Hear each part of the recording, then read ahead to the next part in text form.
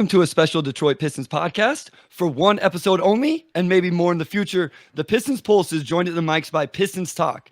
This is co-hosted by me, Bryce Simon of Motor City Hoops, a former D1 Hooper, current teacher, husband, and father of three amazing kids. And I'm Omari Sanko for the second, Pistons beat writer for the Detroit Free Press.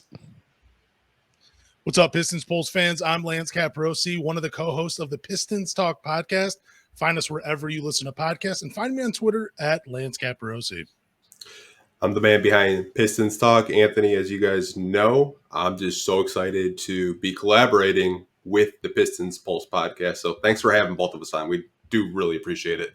No, it's awesome having you guys. We're excited about this. Anthony, you've reached out. I know all of us have interacted and talked, and you guys do a great podcast. I feel like we have a good one over here. So as you told me, Anthony, it was time for this to happen, some cross collaboration here. Before we get going, I want to shout out Wes, always our producer behind the scenes doing his thing. But there's four of us. We all want to get our thoughts in around this Pistons team. So we got to get right into it. The Pistons have played 11 games in 19 days to start the season. They're currently on an 8-game losing streak. They lost the past three, the Bucks by 2, the Sixers by 8, the Bulls by 11. They have guys, the Hawks, the Cavs, the Raptors, the Nuggets, and the Pacers coming up. The schedule does not get any easier. Omari, I'll start with you, my guy. Where are you at with this team right now as things are struggling and a little bit rough? Yeah, I mean, it's been rough, obviously. Anytime you lose 8 straight, and we're 11 games into the season, 12 tomorrow with Atlanta, that's a lot of losing early in the season. So definitely understand why fans are frustrated. And, it seems like there's a lack of progress. I think where I'm at is just it's really hard to evaluate this team when they've been without between 5 and 7 guys for roughly half of their games so far. They started off pretty strong, and then JD gets hurt. And ever since that ankle, he's just been not his usual self. Now they've shut him down to heal, and you just don't know how long that's going to be. So that's tough. A lot of your first basers are hurt, all your 40% shooters pretty much. So there's just been a lot of, I don't know what the right word is, just a lot of turbulence early in the year. It's hard to predict the amount of injuries that they've had, and I think it's tough to even evaluate Monty at this point. Like I talked to him today about going 5 out. Like you have Kevin Knox. Okay, you push Isaiah to the 5 more, and he agreed, but they couldn't even do that just because of the roster makeup, going with 2 bigs and whatnot. So there's just a lot, I think, that's like to be determined with this team. And they've also coughed up a couple of wins. Like I don't want to let the team completely off the hook, but I think along with that, it's just when you have a team that's this injured, it's tough to really make any big conclusions. So I want to see how they look at a month once they hopefully get a couple of guys back. Siren says it's starting to feel like a support group. Yeah, we're all here. We're here to hopefully bring some positivity, but it's going to be we're going to be real. Anthony, where are you at with this team right now? And even give a little bit, what were your expectations with this team coming in? And then especially with the injuries they've had to deal with. Like, if the team was fully healthy, I thought it maybe a play-in. Like, I thought that should have been the goal, like low 30s maybe, like 32 to 35 wins. That's kind of where I was at, like in the summer, but obviously, we get all these injuries to start the season, Bojan, Monte Morris, Isaiah Livers. And it seemed like as the weeks went on, the injury report got longer. It kind of felt like, wow, like we're like mid-season form over here with all the injuries. But kind of my takeaway so far this season is every game I've watched, whether it was the Bucks game, the Sixers game, or the Bulls game, they're finding new ways to lose, it seems like every game. Like the Sixers game, I thought they played great in the first half. And coming out of the second half, like the energy was gone. The Bucks game, I thought in the fourth quarter, the officiating was bad, but I'm not going to get into that. I thought they played pretty well, but Marcus Sasser was the guy that was really hot, and they kind of went away from him. Didn't understand that, but I get it. They're young. In the Bulls game last night, there was just no effort on the defensive end. Like they were scoring, trying to get back in the game, but they just could not make a stop. So that's what I was kind of saying. Like they're just finding new ways to lose. And I get it. When you're a young team, you're going to have inconsistencies with a roster being so damn young. Lance, where are you at? Like, bring a life of breath of optimism to the fan base right now that really, really needs it. Or if you don't want to, you don't have to. It's up to you. Yeah, I was going to say, I am not the person for optimism right at this moment. I don't know, I'm a little depressed at how bad they're playing. It kind of sucks. I mean, I guess I didn't have them having that many wins at the beginning of the season. I think I said they'd go 6-14 in their first 20 games. I think that's what I said. I still think they're a 28-32 win team. I think there's going to be a major improvement coming once everybody gets healthy. I know everybody hates us saying that when this team gets healthy, then you'll really see this team perform. And that's just what I have to believe. I think Monty will right the ship when guys come back. The rotation will be a little bit different. But again, I am just a little depressed. I guess my personal expectations were a little too high for the Pistons. And, I don't know. I had so much optimism going into the season, and I hate that my feelings are starting to be different than they were at the beginning of the year. I don't really have much more to say other than that, though. No, I mean, it was good to be optimistic. I think that's what every offseason is for. And then it's frustrating because of fans. We've almost seen this every single year. And Amari, you've covered this every single year now, where it's just injuries pile up. We never feel like we've got to see the full iteration of what the team was supposed to be. Even Cade last year, we didn't get to see it. And then we thought we were going to get to see it this year with some veterans, with some shooting, and none of that stuff is there. On top of Coach Williams, whether we agree with it or not, has decided to do some roster things that we didn't foresee coming, with Ivy off the bench and Hayes in the starting lineup. So do you think this thing starts to come together a little bit, Omari, and just in terms of not just the health, but maybe guys kind of figuring things out also? Yeah, I mean, I always felt that this team would probably start slow and finish strong, just looking at the schedule. I mean, last week was going to be tough, even fully healthy, when you're playing, 4 playoff teams, many of whom will probably be contending by the end of the year. And, I mean, they played pretty well in all 4 games, honestly. So, I think when you see how well they played, where I think they led by double digits in 2 of those games, they led Chicago by double digits as well. That tells you that even despite the injuries, this team can compete, and whether they're just kind of falling apart in second halves because of fatigue. I mean, they have had one of the crazier schedules in the NBA. They've played 11 games. There are teams that haven't played 10 yet.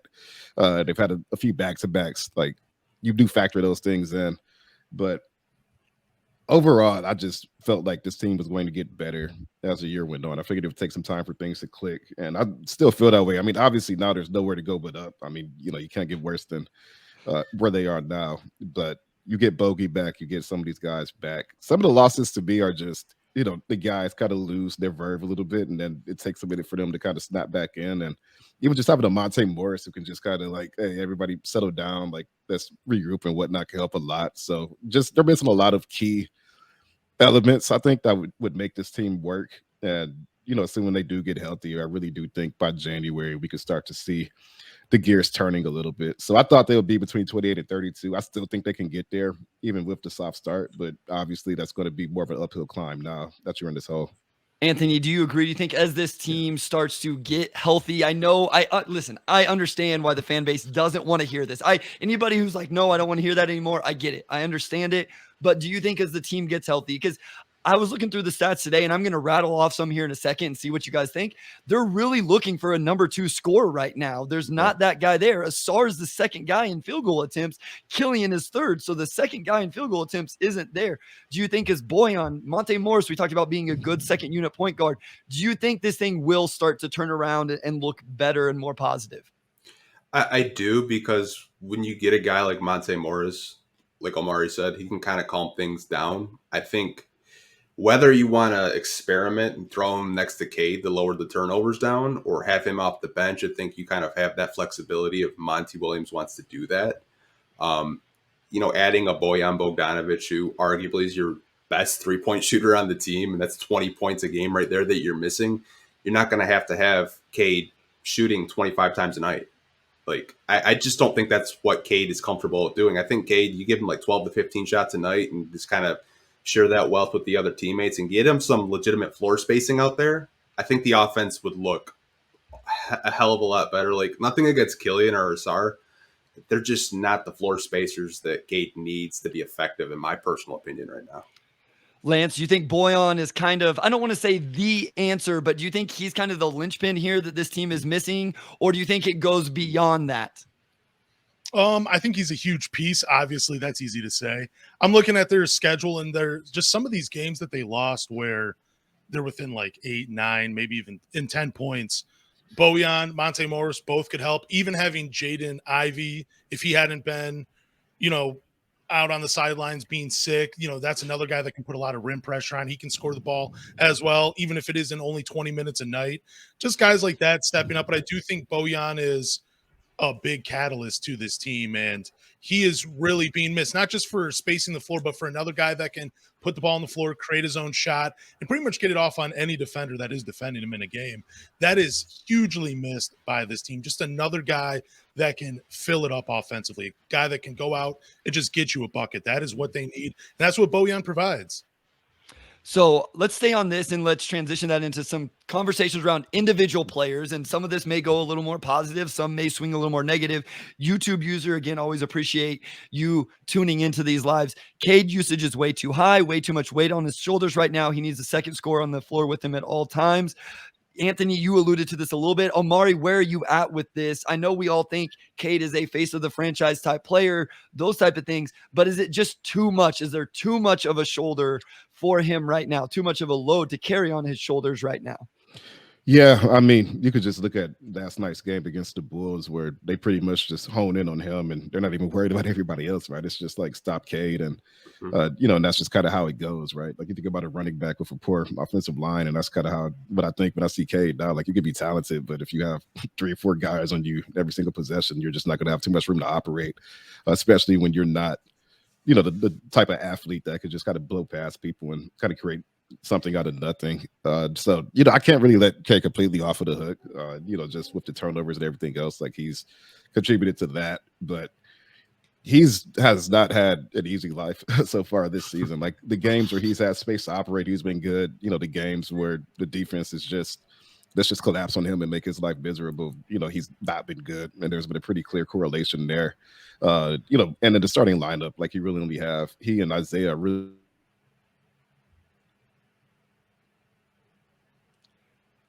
Looks like we lost Omari here for just a second. Anthony, where are you at with Cade and what you've seen from him, kind of the usage he's had to take? And I've been a little bit more critical. I tend to put a little bit more on his shoulders maybe than some others. Mm-hmm. Is there any part of Cade's game where you think he needs to take a little bit or shoulder a little bit more of the quote unquote blame for some of the inefficiency? I don't want to call it so much blame. When I watch him, it kind of seems like he's not in basketball shape yet.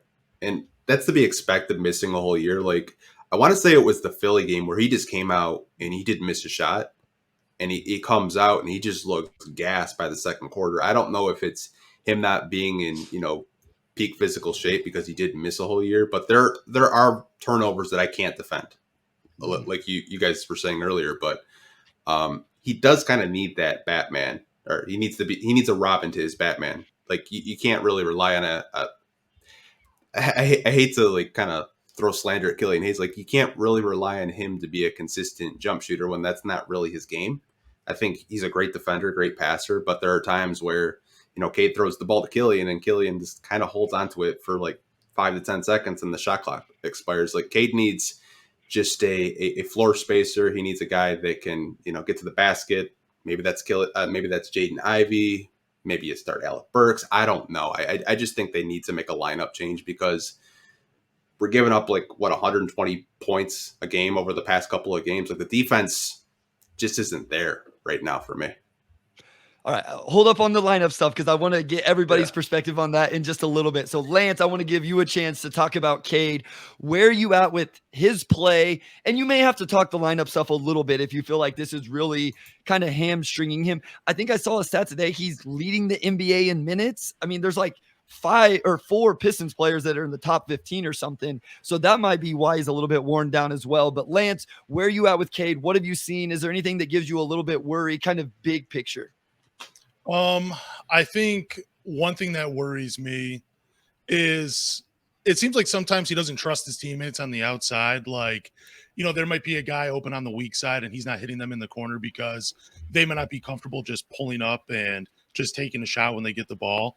There seems to be some trust issues with him there. And then I think more of it is just the spacing and the timing. I've noticed a few times where Duran will set a pick and then he'll roll to the hoop.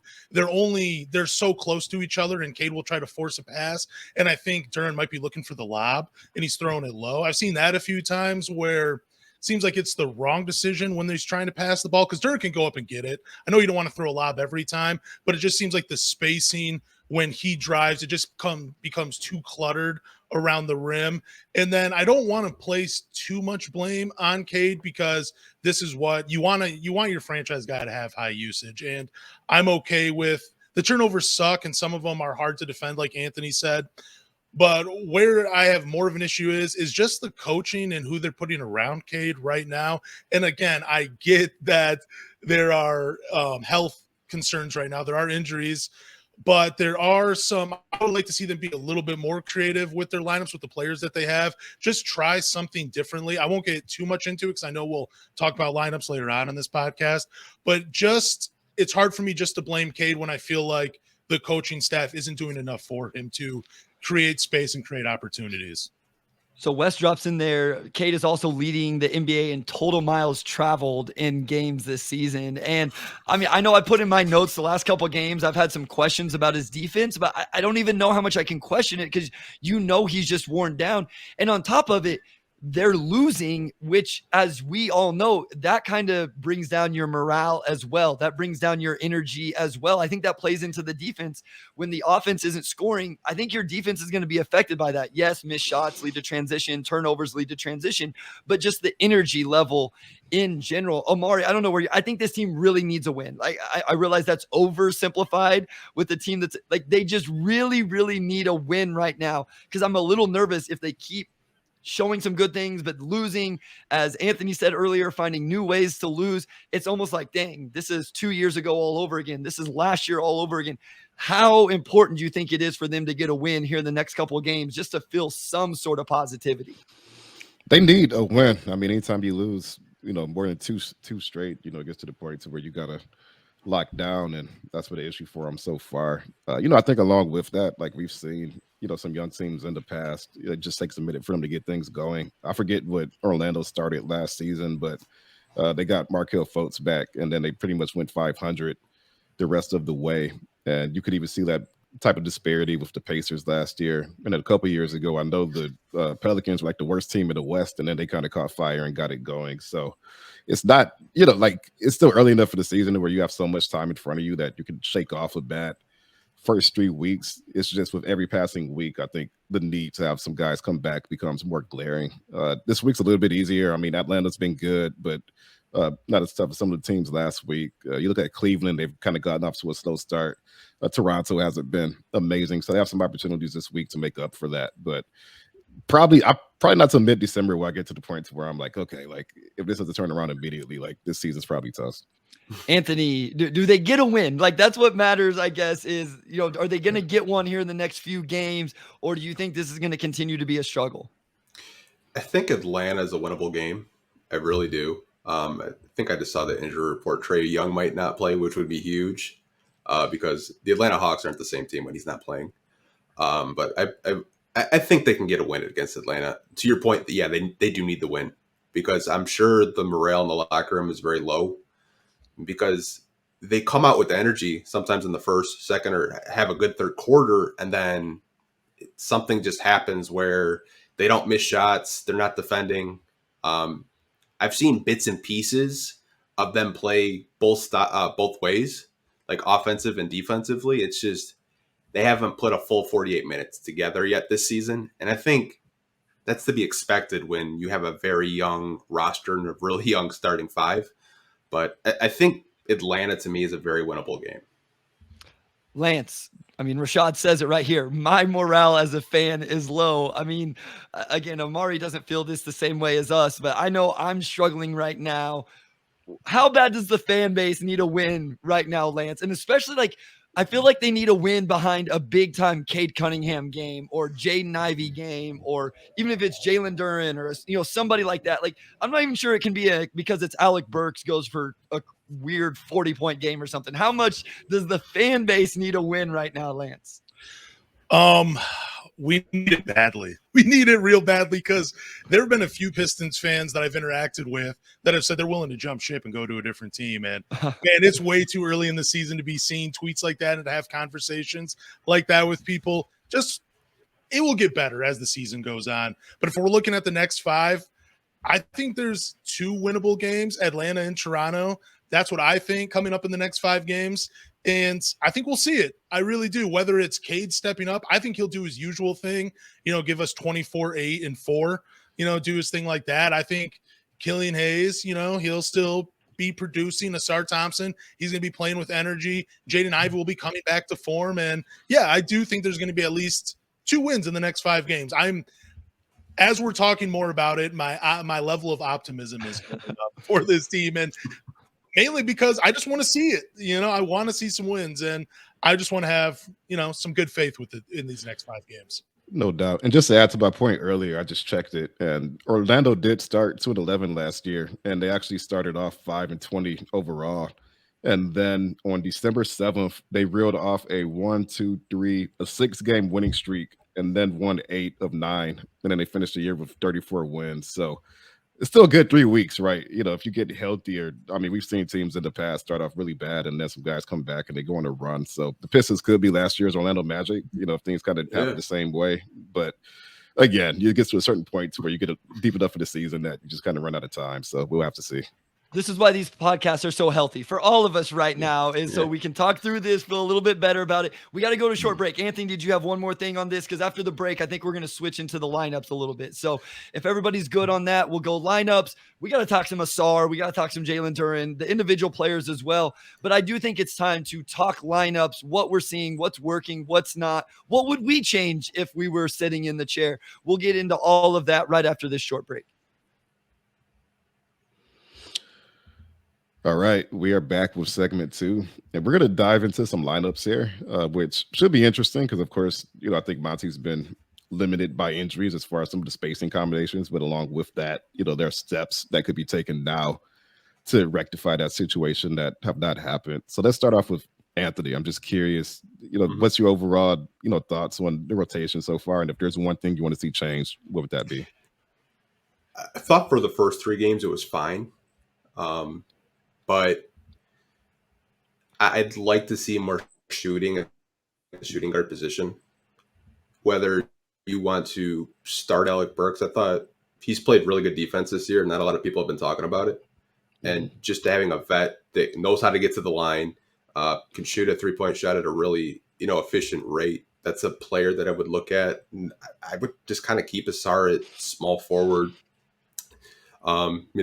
Stewart at the 4 and Duren at the 5, but you could go absolutely crazy with the lineups. I know I saw some fans say they want to put Asar at the 2 when Bojan comes back. It's just like there's so many different options, but like, what do you think starting like a Alec Burks would really fix the spacing issues, or do you guys believe that they should just kind of roll with Killian until maybe they think it's just not working anymore?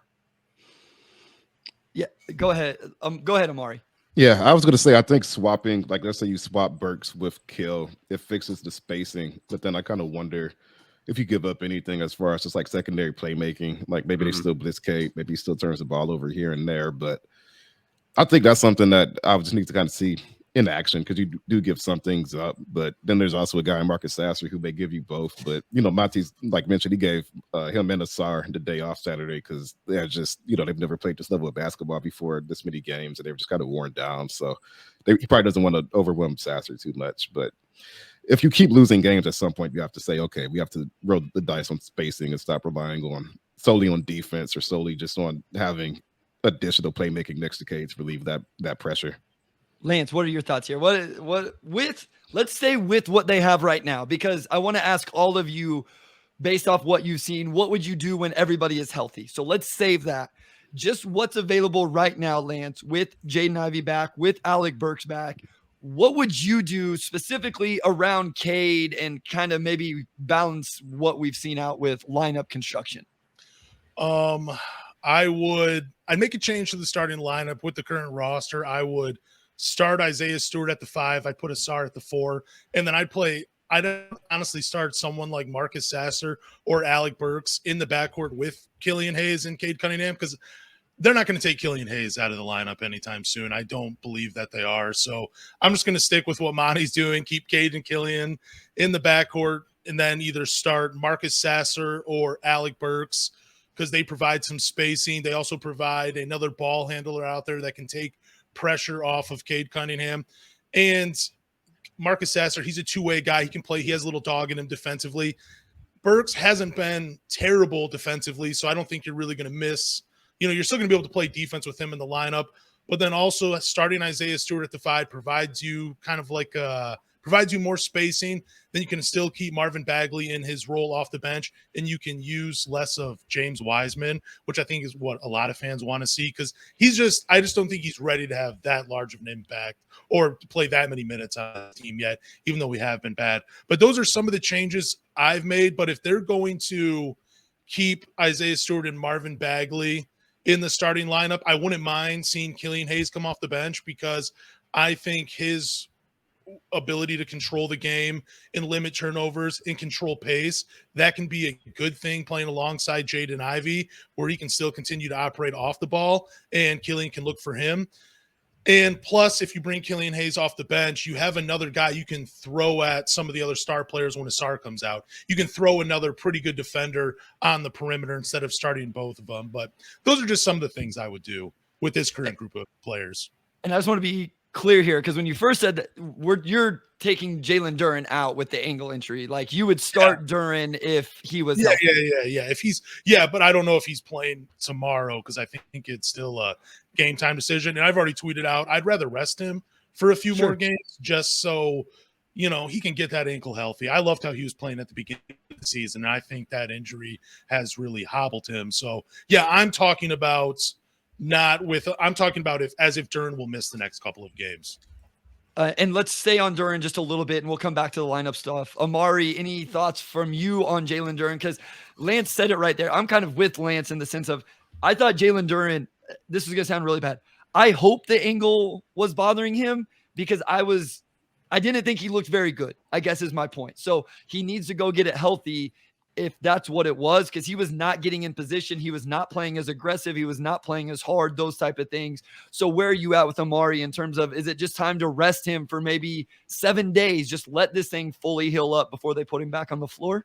Yeah, just let him fully heal up at this point. That early in the season when it's getting to the point where his ankle is just visibly impacting his performance. And we saw the difference between his first 3 games and now. And honestly, even beyond the spacing, I think just Jalen Duren starting the season off so strong as a defender and then kind of falling off could be the biggest factor in where they are right now, just because they played with a different verve in those first 3 games, and they just haven't had that since. So, at this point, just shut him down and allow him to heal at his own pace. I'm curious to see what Monty does rotationally to accommodate for that. We've seen sprinkles of James Wiseman, but, I don't think Monty's probably been too happy with what he's seen from him so far.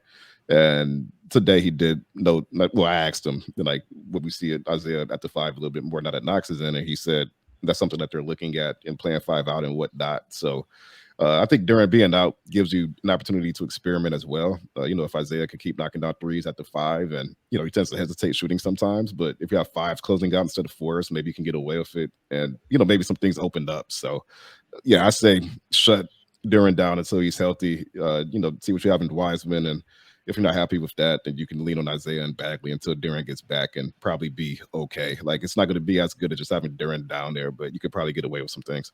Anthony, where are you at on Jalen Duren, just his play overall, and then this ankle injury that seems to be a little bit nagging?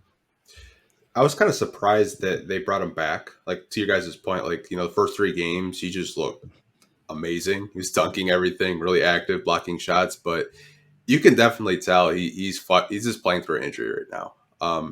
I agree with you, Bryce. They should just shut him down until he's 100% healthy. Like, I don't want him, if he's 60%, I'd rather him just be on the bench, because it seems like it's always that right ankle. It was the right ankle last year, right ankle this year. I don't know if it's from him wearing low tops, or maybe he needs to take the Steph Curry approach and just wear those ankle braces, because that's your franchise center that you're trying to build around with Cade. Like, I don't want him out there like 50 to 60% healthy. Like, if he's not 100%, then I would rather, play Bagley and Stewart together because I think you can get away with it. I like James Wiseman. I just don't think he's there right now.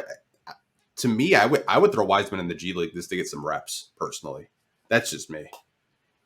Yeah, I don't know what they're going to do there. He's getting some reps right now, but I think when everybody's healthy, he's going to be right back out of the rotation. I want to ask this, and Lance, we'll start with you. Rashad says, can't play Asar and Killian at the same time. And I'm choosing Asar. He brings way more of other things than Killian. First, do you agree with that? Do you think that this is part of the quote unquote problem in terms of the spacing and all of that, that you essentially have two non-shooters in Asar and Killian, even though they do bring other things to the table? And would you prioritize Asar, specifically for the starting lineup? Yeah, I mean, I think Asar would have an impact on the game, whether he starts or comes off the bench.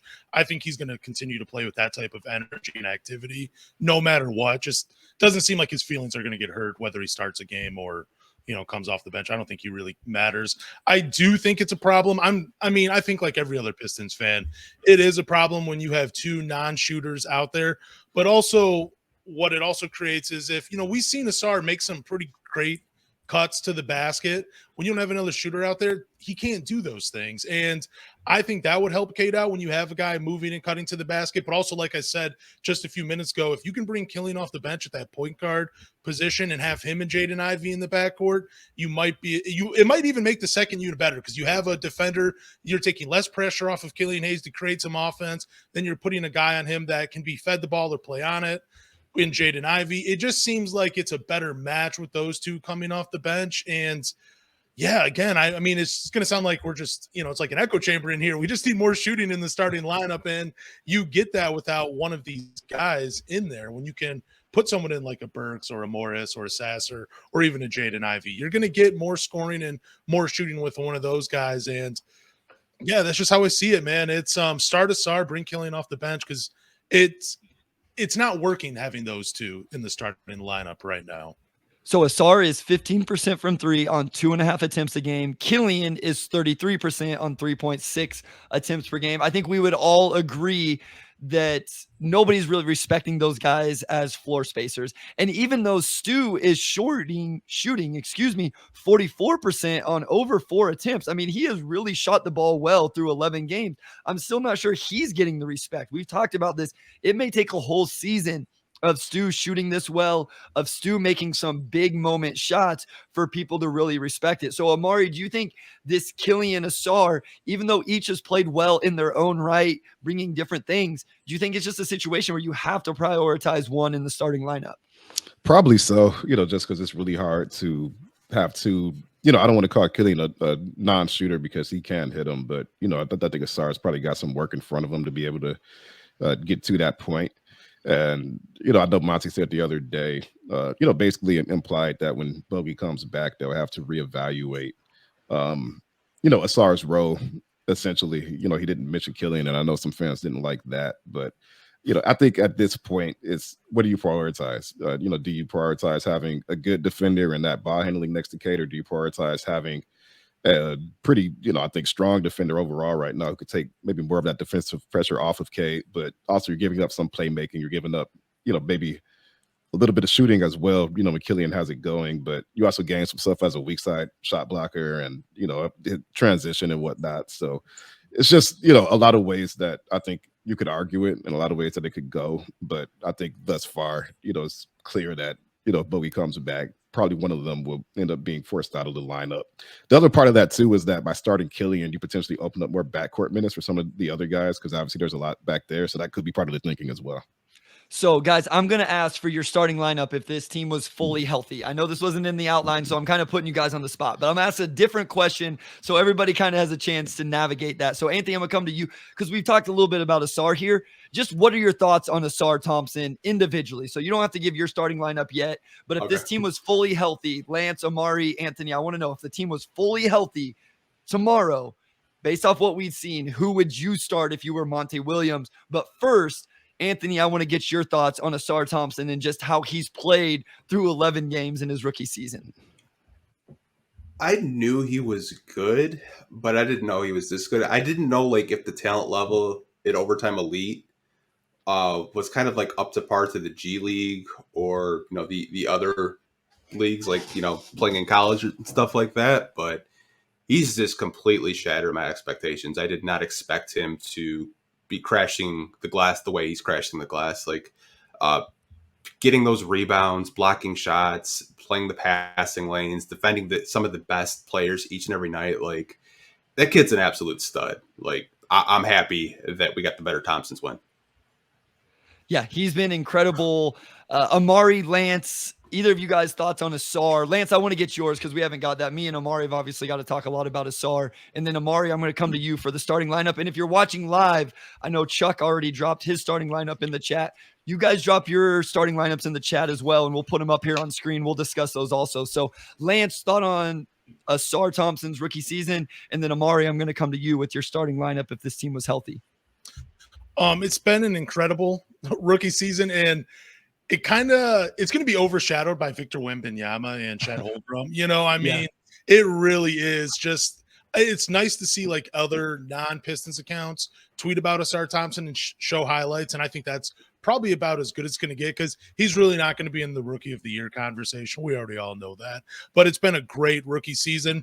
His defense to me is just so much fun to watch where I would rather watch. I almost just like I get just as excited watching him play defense as I do any of the Pistons playing on offense. I just love his activity, just his reflexes. His head is always on a swivel. It's just so much fun to watch him defensively, and it's cool to watch him grow as a player. And I just think it's going to continue to happen.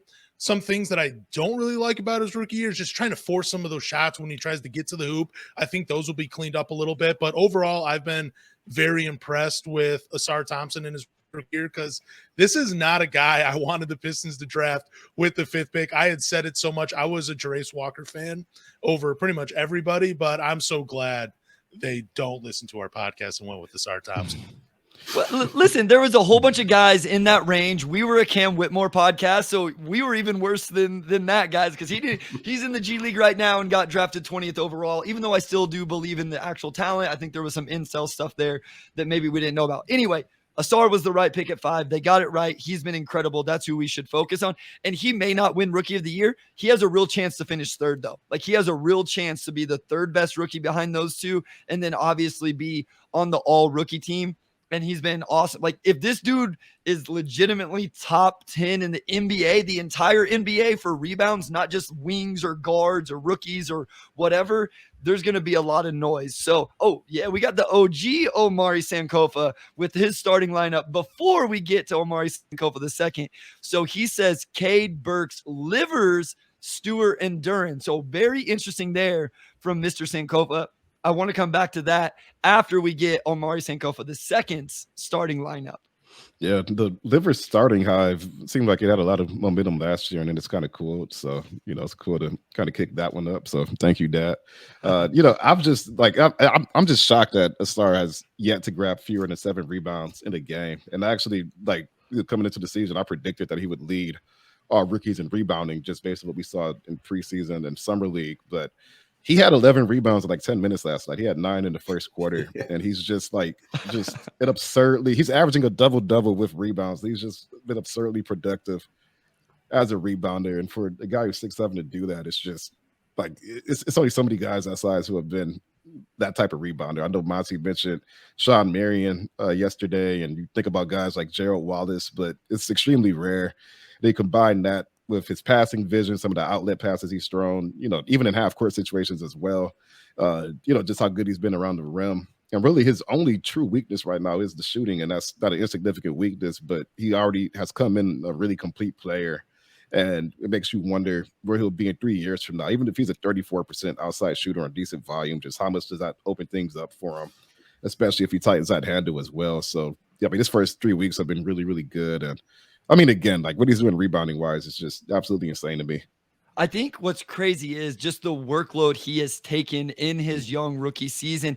And I think you mentioned it, Anthony, the matchups he's taking and the guys he's being successful. I think he blocked Damian Lillard one time. He blocked somebody else. He's taking the stars night in and night out. And that's why as we get into this lineup discussion, it's interesting with some of them because as you transition to the shooting lineups, all of a sudden it's like, well, who's guarding the best players? And the answer in a lot of those lineups is Cade Cunningham. So while you make his offensive workload easier, do you make his defensive workload harder? And we've taken enough time here. We're going to go to a short break. And after that short break, Amari, we're going to lead off with your starting lineup for the Detroit Pistons if they were fully healthy. All right, we are back with segment 3, and we're going to get into our preferred starting lineups. And I will just lead off with mine. If I had to come up with a starting 5, I would stick with Duren and Isaiah Stewart as the front court. I would go Bogey at the 3, Cade at the 1. And honestly, I think what we've seen so far this season, I would honestly start Burks at the 2. I think maybe you give up some of the ball handling that, Cade needs next to him, but he's just shot the ball so well. He's been solid defensively. And he can move the ball too. Like, he's not necessarily a point guard, but he had 4 assists last night. He's always moved the ball pretty well. So I think, with Burks and Boyan in that starting lineup, like, that's going to command a lot of attention from defenses, and that should make Cade's life a lot easier. And then from there, you just basically hope that defensively you can still tread water, which if Duren's fully healthy, Isaiah, like all those guys, well, except Bogey maybe, but in the past, he's been a good defender. So maybe in a better situation, we see that, defensive sharpness come back. But I think it checks a lot of boxes, and I think it would be pretty balanced on both ends of the floor. All right, Anthony, you're up. You can give some feedback to any of the lineups we've seen so far. I've starred some of the ones in the chat. So, guys, we are going to come back to those. But I put Omari Sankofa up there. I put another one up there. And then, obviously, Omari just gave his. So any thoughts on what we've seen or talked about thus far? And then give us what yours would be if this lineup was fully healthy. I think that you could come up with so many different lineups and you can make an argument for each and every one. I'm a real sicko, though. So That's good. We like that. I would probably go Cade at point guard. I'm going to reward Asar just for playing so well. I want to put him at shooting guard. Okay. I really do. I like it. I'll put Boyan at small forward, Isaiah Stewart at power forward, and Jalen Duren at center because I know some people that I want to put Boyan at power forward. I think rebounding wise, that would be terrible. And I think he would just get bullied down low. But I think if you put, Asar next to Cade, you can kind of hide Boyan a little bit because they get to switch defensively. And I think you have the perimeter shooting with Boyan to alleviate Cade a little bit. Real quick, Anthony, do you think, though, that Asar and Duren, when he's healthy, are good enough rebounders to make up for Boyan at the 4? I do, because I think he's averaging 10 rebounds right now. Yeah, and he's double digits right now. And you have Duren that's averaging 10 rebounds. And Stewart's a pretty good rebounder, but Asar's out rebounding him. I think just rebounding-wise, controlling the glass, controlling the pace, having all 3 of those guys in the starting lineup, me personally, I think it's essential. If you want to control the pace. I think Asar at the 2 just makes so much sense. And you have some people that agree. Derek Brooks here, he has Boyan at the 2 and Asar at the 3. I think that speaks to just kind of Asar's versatility. He says the same thing. And then Josh Forbes says Cade, Asar, Bogey, Stu, and Duren. So you have some people in the chat agreeing with you, Anthony. Lance, I love the little smile you got going over there. You can see it through that big, luscious beard. What are your thoughts on what's been thrown out so far? And then what is your starting lineup? And Wes, if you didn't just drop it in the, okay, thank you. You just dropped it in the private chat. Thank you. So Lance, you're up. Yeah, I think what Anthony said, you can get real creative with some of these lineups, especially when everybody is healthy.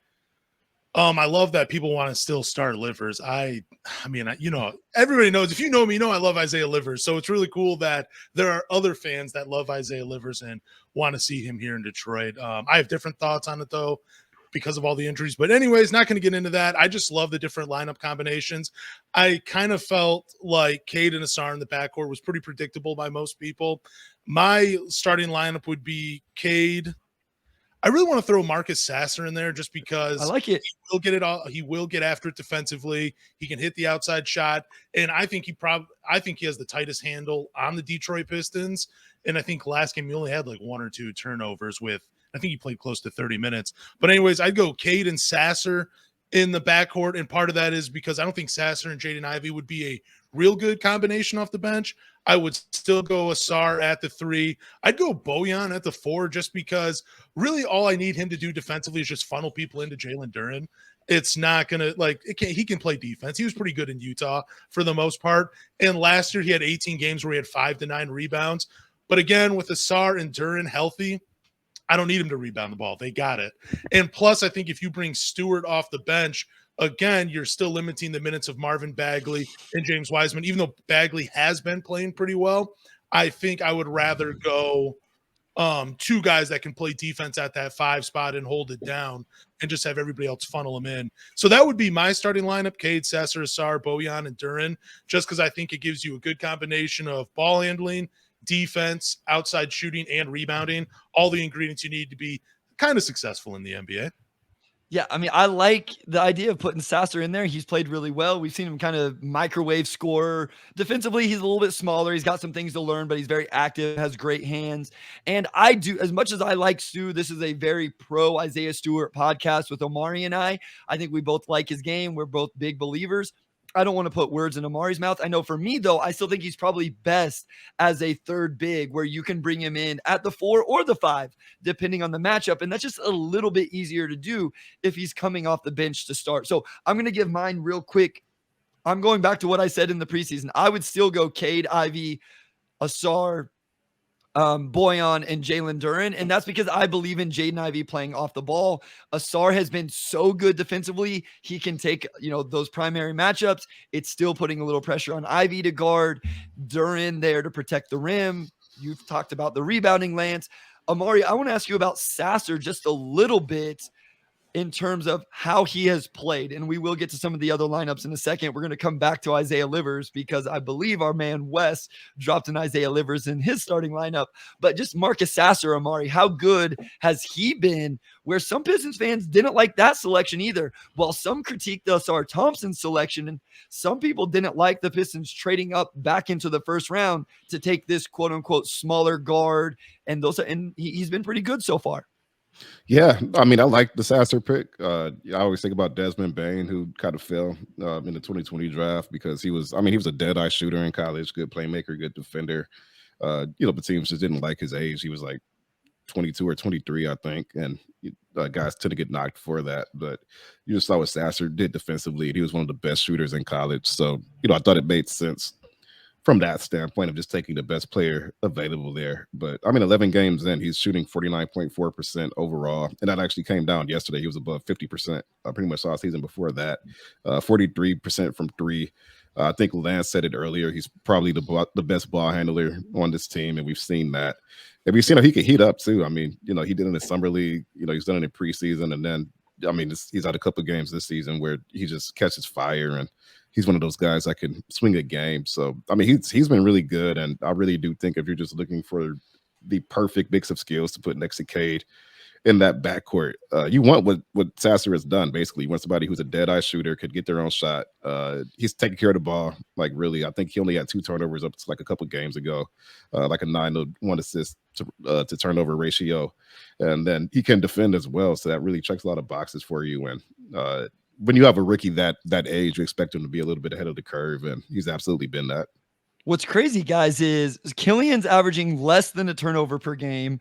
Burks, if these stats are right, isn't averaging any turnovers, and Sasser's under 1 turnover per game. This is, I screenshotted this off Basketball Reference. The guys that are really, obviously, Cade's turning it over, Asar's over 2, Stewart's over 2, Duren's over 2. You're getting 5.2 turnovers from Stu and Duren is really where a lot of the turnovers are coming from. Some of these guards are actually handling the ball really well. Anthony, what have you thought about Marcus Sasser's play all around and kind of where that fits into the rotation and those type of things? I was kind of surprised when I looked at his age. Because we had a topic about like Brian Windhorst saying he's the second best guard on the Pistons. But I've just been really impressed with him. Like, there's so much of his game where I kind of see Terry Rozier, a little bit of Tyrese Maxey. Like, he can kind of just do it all. Um, but starting him, I think to Lance's point, like I said, it's a good option. I just like him as a player, and he's just a instant impact player. And I don't think the Pistons have really had that, like drafting in the first round. Like usually it's just project players. Maybe we'll see what they have in 2 to 3 years, but he's just ready to go and contribute right away. And I love that. Yeah, he's been really good. Okay, let's go to some of these other lineups. So from Chuck Brewer, let's get some Jaden Ivey lineups. He says Cade, Ivy, Asar, Boyan Duran. Aruna here says Cade, Ivy, or Killian. Asar, Boyan, and Duran. So same thing. He says I'll defer to Monty on Ivy versus Killian. So let's settle in right there. Lance, Jaden Ivey versus Killian Hayes, if that's where you're going. Siren also says Cade, Ivy, Asar, Boyan, and Duran. Where are you at with Jaden Ivey? I guess we don't have to turn it into an Ivy versus Killian thing. Where are you at with Jaden Ivey? Kind of how this thing is going. We haven't got your guys' perspective on how Monty has kind of handled Jaden Ivey in his second season. What is it? Yeah, I mean, I try not to be too disappointed in it because I know the offense is going to be there, and he is my preferred choice over Killian Hayes. But I understand. I mean, I guess I don't fully understand because he is shooting 38% from three, 49% from the field. Those percentages dropped because he only played 11 minutes in his last game. I believe he was at 41% before their last game against the Chicago Bulls. But anyways, defensively, I have not been impressed with Jaden Ivey. I feel like he's playing too much from behind. Like, he has all the athletic tools to be, I think, damn near an elite two-way player if he wants to be. It's just, I think he's gotten away playing defense the way he has his entire career. It just seems like a guy makes a move, they blow by him, then he's like, okay, I can just recover because he does have the athletic tools to do that. So on that aspect, he's just not there defensively for me. So I understand why he's coming off the bench. But also on the same breath, I mean, Killian Hayes, I still think his defense is a little overrated, especially in terms of one-on-one. And I went back and looked at some of these matchups, and in a couple of these games, he's playing big minutes against like Herb Jones and I'm trying to think of some other games, some other non-offensive players for other teams where, you know, it seems like they're almost hiding Killian a little bit defensively. And I feel like when it comes to Monty, he's for some reason focusing more on Jaden Ivey and there's putting more pressure on him, maybe because he sees that the ceiling is so high and he wants the best out of him. But when it comes down to it, I guess to answer your original question, I'm a Jaden Ivey fan, and that's the route I'd rather see them go because in today's NBA, yeah, you can get a few stops, but it's really all about putting the ball in the hole. And that's what Jaden Ivey's good at. He's a scorer, and that's what we need. We need some offense with this team. We need him to play more than 20 minutes per game. And I can live with him playing defense the way he has because the effort has been there. It's just a few things need to be cleaned up on that end. That's all. I will agree with you, Lance. I do think Killian's overall defense has started to get a little overrated, and specifically to the on-ball. I actually text Wes today because Killian let Patrick Williams just like essentially jab step him and blow by to the baseline, forcing help and giving up a wide open three on the weak side. And I'm just like, elite defenders, great defenders, like people sometimes talk about with Killian. That's not what they do. I'm not saying he's a bad defender. This isn't Killian hate. I'm just saying I think it's gone a little bit too far with how good he is on the defensive end. I think he's a good defender. I don't think he's a great defender. Anthony, what have been your thoughts on Jaden Ivey, kind of how this has been handled with this emphasis for him on you got to play defense or you're not going to get the minutes? I get it from Monty's perspective to kind of piggy back off of Lance. Like, he has probably a higher ceiling, I think we can all agree, than Killian Hayes. But my biggest issue with it is the message isn't consistent. It seems like it's really directed towards Jaden Ivey. Like, there have been plays where Isaiah Stewart's just not giving effort out there. There's plays where Cade Cunningham just takes a play off defensively. Like, if the message was, I want you guys to defend, then rip those players out the same way you're ripping out Jaden Ivey. It just kind of seems like it's directed towards him. But I think ultimately he will be the starting shooting guard. I just don't know if it's going to be this year. He might have to just play off the bench this year until they put him in the starting lineup, maybe in the future. I mean, Shaedon Sharpe came off the bench for the Blazers for a full year. Same with Benedict Mathurin. maybe they just want to get all the bad habits that he was doing last year under Dwayne Casey, because it seems like Casey just let those guys play, and they didn't get called out if they made the defensive assignment they didn't cover.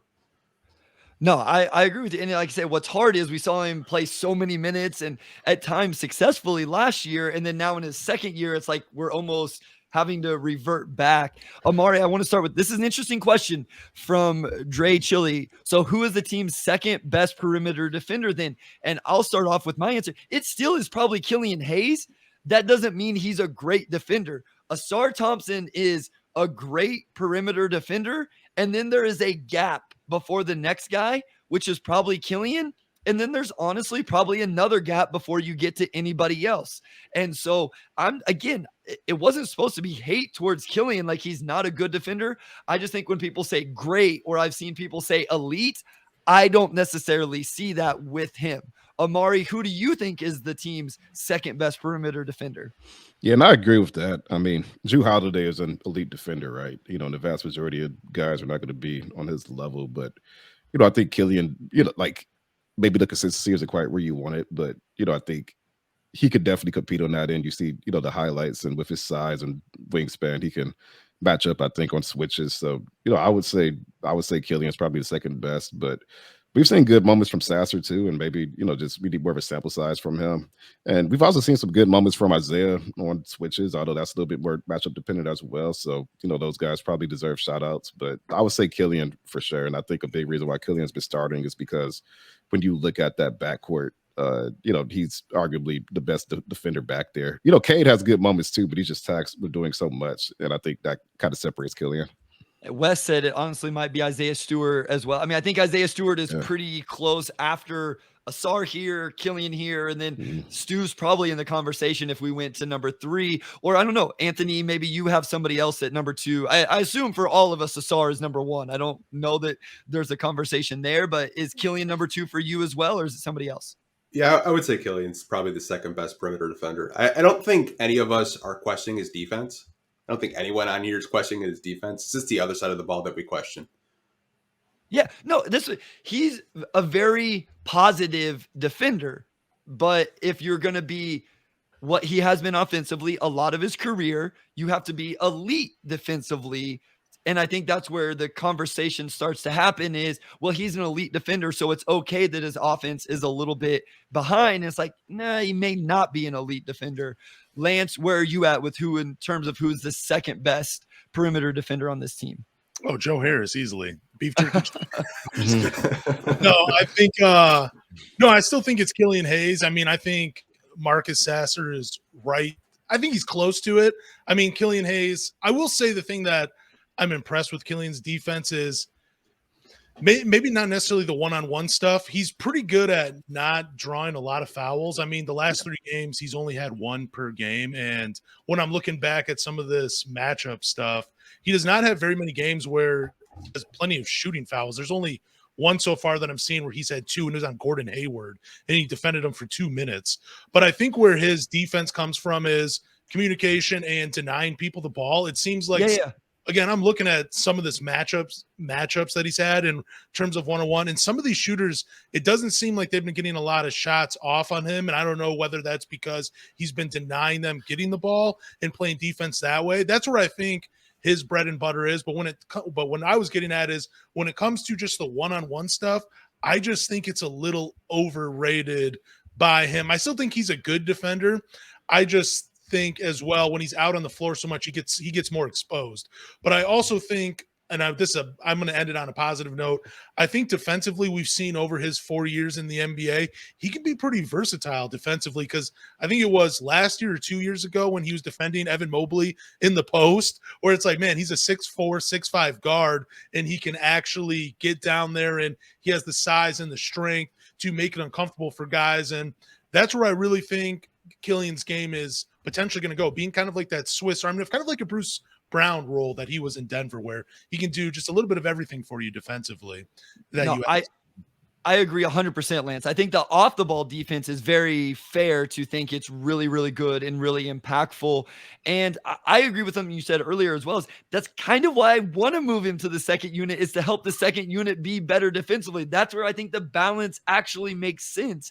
Starting whether it's Burks, Ivy, Sasser. I know somebody brought up Monte Morris. I don't care who it is, but the balance just seems to make more sense. All right, we're going to get out of here on this. I'm going to read off a few stats here, guys. Amari, I'll come to you first. Whatever your biggest takeaway is from these numbers that I give you, these are all team numbers.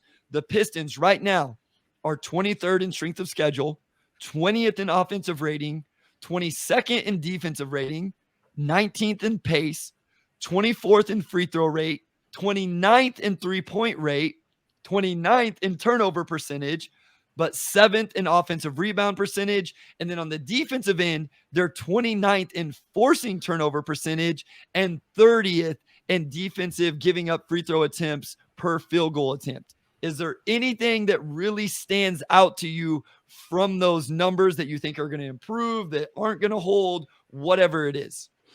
I mean, that they lack discipline. But you mentioned the turnover rates and just how much they put teams on the line. And yeah, I think we just got to do that from watching them, that they've taken themselves out of games with those mistakes. And they've gotten some tough whistles too. Like, I'm not going to ignore that, but I think a lot of it's been self-inflicted. The other thing I hear is that they are slightly below average. And when they get some guys back, they'll probably take them closer to average, because the advanced metrics do not paint the picture of the worst team in the NBA. They paint the picture of a team that's like the 8th or 9th worst, which is a pretty big difference. Like, it's still not where you want to be, but it's a pretty big difference. And when you look at the advanced stats, it's like this should be more like a 4 or 5 win team. This doesn't seem like a 2-win team. So, I know they've kind of embraced the mindset of, obviously establishing those good habits and, competing and whatnot. But, some of that stuff will self-correct itself once you add guys like Bogey, add guys like Monte back, who can, like Monte alone, I think will just help the turnovers a lot. Just him being a veteran safety blanket who could also shoot, and some of that stuff will be eased. So they just seem like a young and disciplined team that is waiting for some guys back. And, even though a lot of the losses have been really ugly, I think the advanced stats kind of show the reality, which is that this is just a team that has just had some bad luck. And, once things stabilize, they'll be a little bit better. That's, as I was reading it, I was going, this team's 2-9, but they're 20th and 22nd and 19th. Now you get to some of the other stuff, and it's like, okay, this is the stuff where they're last, and that's probably why they are 2-9. But it was like, man, this seems like a team that should win a few more games. Anthony, any takeaways from those numbers? Or you don't have to stick just to those, but just in general. I think the turnover one is probably the one where I'm really hyper focused on when you were saying it. Seems like every night I look at the box score, they have 15 to 17 turnovers every night. And I feel like if you just kind of, maybe you're like a 10 turnover a game team, they probably have more than 2 wins right now. Maybe they have 3 or 4, because there's some games in there where they get close, but they just keep making like really bad mistakes. Like the Blazers game is the first game that comes to mind. In the third, fourth quarter, they just kept turning it over. I mean, if they can clean that up, and I think Monte Morris will clean up a lot of those, they could possibly be like maybe a 500 team when these vets do come back. Darius, thank you. He says, first time finally catching y'all live. Appreciate that. Make sure you also go check out Pistons Talk over on their YouTube channel as well, and over at the Detroit Bad Boys YouTube channel. Lots of really good Pistons content creators out here. For a 2-9 team, we got the best Pistons podcast content creation in the NBA. Lance, you get the final word here before we kind of break this thing up. What of any takeaways you have from those stats, or you can make up any other one you want, or use any, I can't make one up, but you can use any other one you want if you have one yourself. I'm just looking at it, and I'm disappointed in the free throw attempts per game that they're getting, but also how much they're giving up. I think those 2 things will be cleaned up now that Alex Burke is back. I mean, he's a free throw merchant. Weren't the Pistons like top 5, and I think in free throw attempts per game because of him last year? So not just because of him, but you know what I mean. Yep. And then, they're just giving up a lot of free throws. That's the disappointing thing. But I feel like a lot of those fouls that they're getting called for now will be cleaned up as this team just matures and grows. The turnovers, again, one of those things. sucks that it's so low and they're so bad at turning the ball over. But again, once this team gets healthy, I expect it to clean up. I'm actually surprised that we're still 20th and 22nd. I'm glad to see that. It seems like they've made improvements since last year. And I think those two stats, again, I think those will get better as well as the season progresses. Once this team gets healthy, those things are going to be cleaned up a little bit. But other than that, I'm really not surprised by those numbers. All right, guys, this was a blast. Therapeutic for all of us, hopefully therapeutic for the fan base and everybody listening in. Anthony, let everybody know where they can find you, where they can find the pod, the YouTube, all of that. We'll let you do that. Lance will give you your voice as well before Amari closes it out. So you can follow us on all social media platforms at Pistons Talk. As for the podcast, I know Lance does handle the podcast. So I'll let him tell the people where they can find the podcast and support it. All right, yeah, you guys can follow me on Twitter at Lance Caprosi. I still call it Twitter. Follow me at Lance Caprosi. So do we. On It's Twitter. still Twitter. And you can find the Pistons Talk podcast on Spotify, Apple, Google, or wherever you guys listen to podcasts. Do us a favor and subscribe. After you subscribe, leave a review, drop a rating. But more importantly, tell a Pistons fan for us. Thank you guys again. Omari, take it away, my guy. Oh, yeah. Always fun talking Pistons with Pistons Talk. So big thanks to you guys for joining us today. And also big thanks to our IO producer, Robin Chan, our editor-in-chief, Nicole Avery Nichols, our executive producer, Anjanette Delgado, and our sports editor, Kirkland Crawford. Also big shout out to Wes, and we will talk to you all next week.